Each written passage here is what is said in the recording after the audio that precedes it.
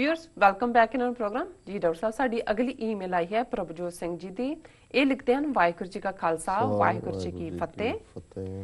Doctor साहब मैं उम्मीद करदा हां कि तुसी खालिस्तान दे हथियारबंद संघर्ष दे पतन ਅਤੇ लहर दे भारती ਵਪਾਰ ਨਾਲ ਸੰਬੰਧਾਂ ਬਾਰੇ ਸਾਨੂੰ ਆਪਣੇ ਵਿਚਾਰ ਦੱਸੋ।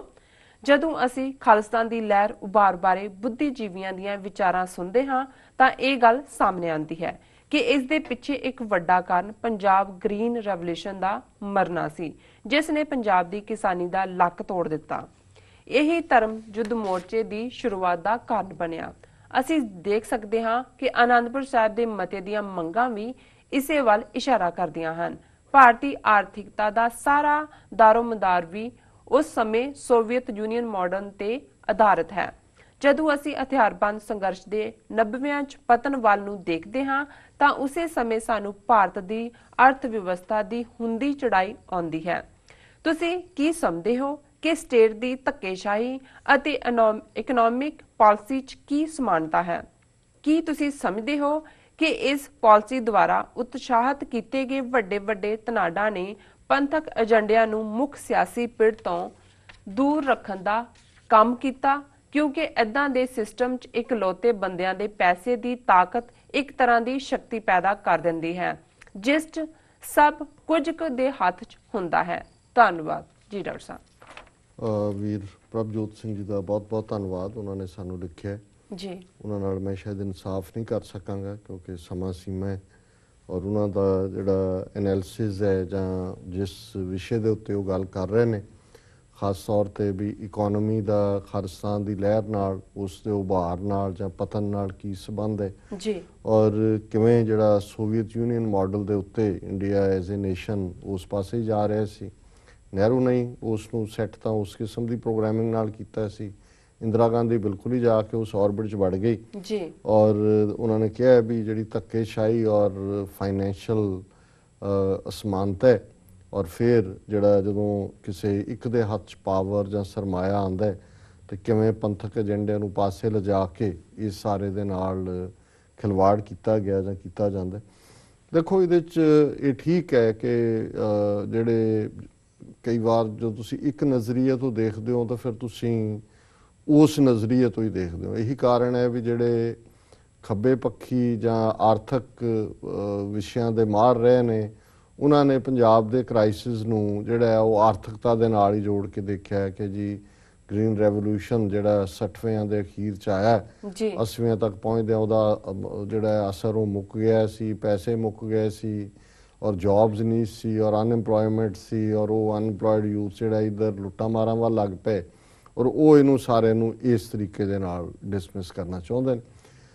हालांकि ये कोई शक नहीं है भी किसी भी लहर दे विच जिहड़े आर्थिक कारण हुंदे ने वो एक रोल अदा करते हैं क्योंकि जे तुसीं देश भी बनाना है देश भी इसलिए तुसीं बनाना है क्योंकि जदों तुसीं किसी दे अधीन हुंदे हो तुहाडा हर पक्ष तो शोषण हुंदा है और उस शोषण दे विच आर्थिक शोषण एक वड्डा फैक्टर है।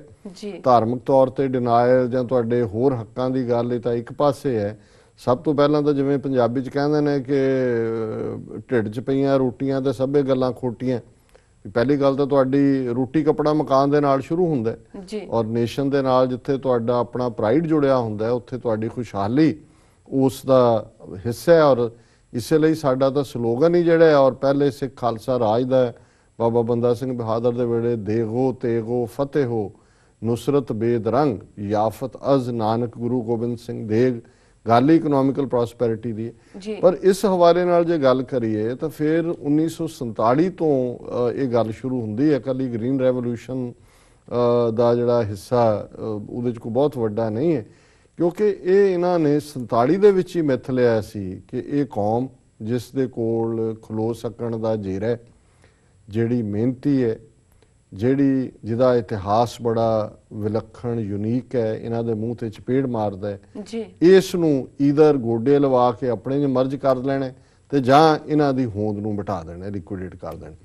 सो स्ट्रोक ऑफ द पैन तो उन्होंने पहले ही मिटा दिता। कॉन्स्टिट्यूएंट असैंबली च डिबेट सिखां नूं आर्टिकल 25(20) दे थल्ले हिंदू बनाना जिहदे थल्ले हुण जिहड़ी पैटीशन कैंपेन भी प्रेजिडेंट ओबामा नूं एड्रैस करदे हैं 6 फॉर जस्टिस ने शुरू की और जिस दे लई हमायत जटाण दे लई उत्थों दे ਜਿਹੜੇ ਆਲ ਇੰਡੀਆ ਸਿੱਖ ਸਟੂਡੈਂਟ ਫੈਡਰੇਸ਼ਨ ਦੇ ਕਰਨੈਲ ਸਿੰਘ ਪੀਰ ਮੁਹੰਮਦ ਜਥੇਦਾਰ ਅਕਾਲ ਤਖਤ ਨੂੰ ਵੀ ਮਿਲੇ ਨੇ। ਉਹਨਾਂ ਨੇ ਕੀ ਕਿਹਾ ਉਹ ਬਾਰੇ ਅੱਜ TV 84 ਨਿਊਜ਼ 'ਚ ਉਹਨਾਂ ਦੇ ਨਾਲ 15 ਮਿੰਟ ਗੱਲਬਾਤ ਵੀ ਹੋਣੀ ਹੈ, ਸੋ ਦਰਸ਼ਕ ਉਹਨੂੰ ਜ਼ਰੂਰ ਸੁਣ ਦੇਖਣ ਜੀ। ਸੋ ਇਹ ਤਾਂ ਕ੍ਰਿਮੀਨਲ ਟ੍ਰਾਈਬ ਤੋਂ ਸ਼ੁਰੂ ਹੋ ਕੇ 10 ਅਕਤੂਬਰ ਦੇ ਫਿਰ ਜ਼ਬਾਨ ਪੰਜਾਬੀ ਦੇ ਹਵਾਲੇ ਨਾਲ ਉਦੋਂ ਦਾ ਕੋਈ ਰੈਵੋਲੂਸ਼ਨ ਨਹੀਂ ਸੀ ਗ੍ਰੀਨ। ਫਿਰ ਅਸੀਂ ਦੇਖਦੇ ਹਾਂ ਕਿ ਵੀ ਕਿਸ ਕਿਸਮ ਦੀ ਡਿਸਕ੍ਰਿਮੀਨੇਸ਼ਨ ਸੂਬੇ ਦੇ ਮਾਮਲੇ 'ਚ ਹੁੰਦੀ ਹੈ। ਜੇ ਪੰਜਾਬੀ ਸੂਬਾ ਬਣਾਉਣ ਦਾ ਫੈਸਲਾ ਹੁੰਦਾ ਹੀ ਹੈ, ਕਿਵੇਂ ਈਵਨ ਪੈਪਸੂ ਨੂੰ ਤੋੜਿਆ ਜਾਂਦਾ ਹੈ ਜਿਹੜੀ ਸਿੱਖ ਮੈਜੋਰਟੀ ਸਟੇਟ ਸੀ ਜੀ। ਔਰ ਫਿਰ 1966 ਤੋਂ ਬਾਅਦ ਕਿਵੇਂ ਲਗਾਤਾਰਤਾ ਦੇ ਨਾਲ ਜਿਹੜਾ ਉਹ ਵਿਤਕਰੇ ਦੀ ਲਾਈਨ ਜਾਰੀ ਰਹਿੰਦੀ ਹੈ। 70ਵੇਂ ਤੱਕ ਪਹੁੰਚਦੇ ਅਸੀਂ ਪਹਿਲਾਂ ਗੁਰੂ ਡੰਮ ਦੀ ਗੱਲ ਕਰਕੇ ਆਏ, ਕਿਵੇਂ ਇਹਨਾਂ ਨੂੰ ਖੜਾ ਕੀਤਾ ਗਿਆ ਕਿ ਗੁਰੂ ਗ੍ਰੰਥ ਸਾਹਿਬ ਦੀ ਗੁਰਤਾ ਨੂੰ ਚੈਲੰਜ ਕਰਵਾਉਣਾ। ਸੋ ਕੁੱਲ ਮਿਲਾ ਕੇ ਜਿਹੜਾ ਜਿਸ ਨੂੰ ਇਕਨੋਮਿਕਲ ਰੈਵੋਲੂਸ਼ਨ ਜਾਂ ਗ੍ਰੀਨ ਰੈਵੋਲੂਸ਼ਨ ਕਿਹਾ ਜਾਂਦਾ ਹੈ, ਇਹ ਤਾਂ ਸਿੱਖ ਕਿਸਾਨੀ ਦੀ ਮਿਹਨਤ ਉਸ ਦਾ ਵਗਿਆ ਖੂਨ ਪਸੀਨਾ ਸੀ। ਔਰ ਇਹ ਕਹਿਣਾ ਕਿ ਜੀ 1970 'ਚੋਂ ਕੋਈ ਬਹੁਤ ਚੜ੍ਹਾਈ ਤੇ ਚਲੇ ਗਏ ਸੀ, ਇਹ ਵੀ ਗੱਲ ਨਹੀਂ ਹੈ। ਇੱਕ ਸੈਕਸ਼ਨ ਥੋੜਾ ਬਹੁਤ ਰੋਟੀ ਖਾਣ ਲੱਗ ਪਿਆ, ਪਰ ਜੇ ਤੁਸੀਂ ਜਿਹੜੇ ਇਸ ਫੀਲਡ ਦੇ ਮਾਹਰ ਨੇ, ਖਾਸ ਤੌਰ ਤੇ ਐਗਰੀਕਲਚਰ ਯੂਨੀਵਰਸਿਟੀ ਲੁਧਿਆਣਾ ਦੇ ਐਕਸਪਰਟਸ ਦੇ ਤੁਸੀਂ ਰਿਪੋਰਟਸ ਦੇਖੋ ਕਿ ਲਗਾਤਾਰਤਾ ਨਾਲ ਅੱਜ ਜਿਹੜਾ ਹਜ਼ਾਰਾਂ ਕਰੋੜਾਂ ਦਾ ਕਰਜ਼ ਹੈ, ਇਹ ਕੋਈ ਰਾਤੋਂ ਰਾਤ ਨਹੀਂ ਚੜ ਗਿਆ। ਇਹ ਉਸ ਪੀਰੀਅਡ ਤੋਂ ਹੀ, ਔਰ ਉਹਦੇ ਸਰ ਕਪੂਰ ਸਿੰਘ ਨੇ ਆਪਣੀ ਪਾਰਲੀਮੈਂਟ ਦੀ ਸਪੀਚ ਵੀ ਕਿਹਾ, ਕਿਤੇ ਹੋਰ ਵੀ ਉਹਨਾਂ ਨੇ ਕਿਹਾ ਜੀ ਜਦੋਂ ਉਹ ਕੈਲਕੂਲੇਟ ਕਰ ਰਹੇ ਸੀ ਕਿ ਜੀ ਇੰਨੀ ਅਸੀਂ ਪ੍ਰੋਕਿਉਰਮੈਂਟ ਪ੍ਰਾਈਸ ਦੇਣਾ ਹੈ ਵੀਟ ਦਾ, ਉਹਨਾਂ ਨੇ ਮੈਂ ਕਿਹਾ ਜੀ ਮੈਨੂੰ ਦੱਸੋ ਤੁਸੀਂ ਪਲਾਨਿੰਗ ਕਮਿਸ਼ਨ ਵਾਲਿਆਂ ਨੂੰ ਕਿਹਾ ਕਿ ਬਈ ਇਹ ਤੁਸੀਂ ਕਿਵੇਂ ਕੈਲਕੂਲੇਟ ਕੀਤਾ। ਉਹਨੇ ਸਾਰਾ ਕੀਤਾ ਜੀ ਅਸੀਂ ਸਬਸਿਡਾਈਜ਼ ਕਰਦੇ। ਉਹਨੇ ਕਿਹਾ ਜੀ ਜਿਹੜੇ ਬੰਦੇ ਕੰਮ ਕਰਦੇ ਨੇ ਸਾਰਾ ਟੱਬਰ ਉਹਦੀ ਉਜਰਤ, ਉਹ ਕਹਿੰਦੇ ਉਹਨਾਂ ਨੂੰ ਤਾਂ ਕੰਮ ਕਰਨਾ ਹੀ ਥਾ, और अपने खेत में ना करते किसी और के करते। सो ਉਹਨਾਂ ਦੇ ਲਈ ਤਾਂ ਇਸ ਕਿਸਮ ਦੀ ਕੈਲਕੂਲੇਸ਼ਨ ਸੀ। ਬਾਕੀ ਉਹਦੇ 'ਚ ਕੋਈ ਸ਼ੱਕ ਨਹੀਂ ਹੈ ਕਿ ਵੀ ਸੋਵੀਅਤ ਯੂਨੀਅਨ ਜਿਹੜਾ ਕਿ ਜਿਸ ਮਾਡਲ ਵੱਲ ਇੰਡੀਆ ਜਾ ਰਿਹਾ ਸੀ, ਜਿਹੜਾ ਜ਼ਾਹਰ ਹੈ ਕਿ ਇੱਕ ਡਿਫਰੈਂਟ ਮਾਡਲ ਸੀ, ਉਹਨਾਂ ਦੀ ਖੁਫੀਆ ਏਜੰਸੀ KGB ਉਹ ਪੂਰੀ ਤਰ੍ਹਾਂ ਰਾਹ ਨੂੰ ਟ੍ਰੇਨਡ ਵੀ ਕਰਦੀ ਰਹੀ। ਉਹਨਾਂ ਦੇ ਬੰਦੇ ਦਿੱਲੀ 'ਚ ਵੀ ਬੈਠੇ ਰਹੇ, ਦਰਬਾਰ ਸਾਹਿਬ ਤੇ ਹਮਲਾ ਵੀ ਉਹਨਾਂ ਨੇ ਵੈਲਕਮ ਕੀਤਾ। ਔਰ ਉਹਨਾਂ ਦੀਆਂ ਜਿਹੜੀਆਂ ਪੰਜਾਬ ਦੇ ਵਿੱਚ ਕਮਿਊਨਿਸਟ ਪਾਰਟੀਆਂ ਸੀ ਦੋਨੋਂ ਹੀ, CPI CPIM, ਉਹ ਗਵਰਨਮੈਂਟ ਨਾਲੋਂ ਵੀ ਜ਼ਿਆਦਾ ਜਿਹੜੀਆਂ ਨੇ ਵੋਕਲ ਸੀ ਖਾਲਿਸਤਾਨ ਦੀ ਲਹਿਰ ਦੇ ਖਿਲਾਫ।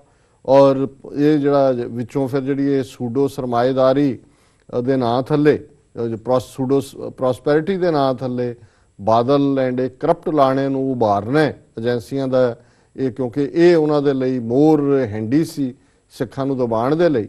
ਔਰ ਹੁਣ ਜਿਹੜਾ ਉਹ ਸਾਰੇ ਦੇ ਨਾਲ ਜਿਹੜੀ ਡਰੱਗ ਵਾਰਫੇਅਰ ਹੈ, ਸੋ ਇਹ ਸਾਰਾ ਹੀ ਉਸ ਸਿੱਖ ਕੌਮ ਦਾ ਨਾਮੋ ਨਿਸ਼ਾਨ ਮਿਟਾਉਣਾ, ਨੇਸਤੋ ਨਾਬੂਦ ਕਰਨਾ, ਆਪਣੇ ਜਜ਼ਬ ਕਰਨਾ, ਅਲਖ ਮਕਾਉਣੀ, ਟਾਈਮ ਮਾਰਨੀ, ਯਾਦ ਕਰਵਾਉਣਾ ਇਹਨਾਂ ਨੂੰ ਕਿ ਤੁਹਾਡੀ ਕੋਈ, ਇਹ ਸਾਰੇ ਏਜੰਡੇ 'ਚ ਹੀ ਆਉਂਦੇ ਨੇ।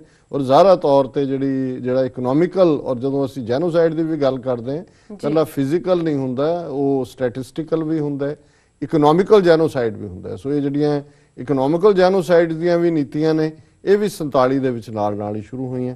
ਸੋ ਇਹਨਾਂ ਦਾ ਪ੍ਰਭਜੋਤ ਸਿੰਘ ਜੀ ਦਾ ਧੰਨਵਾਦ, ਉਹਨਾਂ ਨੇ ਸਾਨੂੰ ਲਿਖਿਆ। ਜੀ ਡਾਕਟਰ ਸਾਹਿਬ ਤੁਹਾਡਾ ਬਹੁਤ ਬਹੁਤ ਸ਼ੁਕਰੀਆ। ਇਸ ਨਾਲ ਨੇ ਬ੍ਰੇਕ। ਵੀਅਰਸ ਤੁਸੀਂ ਨਸਰਾ ਬਣੇ ਰਹੋ, ਮਿਲਦੇ ਹਾਂ ਛੋਟੇ ਵਕਫੇ ਤੋਂ ਬਾਅਦ।